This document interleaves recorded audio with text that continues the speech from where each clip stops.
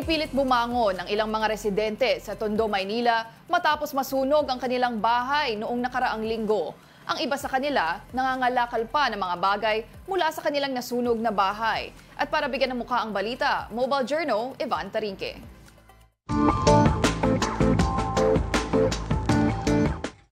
Libo-libo ang apektado sa nangyaring sunog dito sa Tondo. Nagbabakas sakali naman ang ilang nasunugan na may mapapakinabangan pa sa natupok nilang ari-arian. Ito ang eksenang inabutan ko sa pagbisita sa Aroma Road 10 sa Tondo, Manila matapos ang sunog sa lugar. September 14 ng hapon nang lamunin ng nagagalit na apoy ang mga tahanan na nasa 2,000 pamilya o 8,000 individual at makalipas ang ilang araw.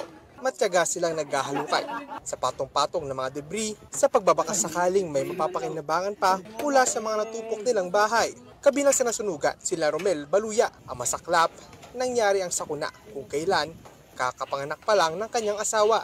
Nag-aayos pa kami kung ano pa yung mga masasalba namin eh. Kung ano yung mapapakinabangan pa para may pang-araw-araw. Pambiling gatas bagong panganak yung misis ko eh. Sa datos, tinatayang nasa 2 milyong piso ang halaga ng natupok.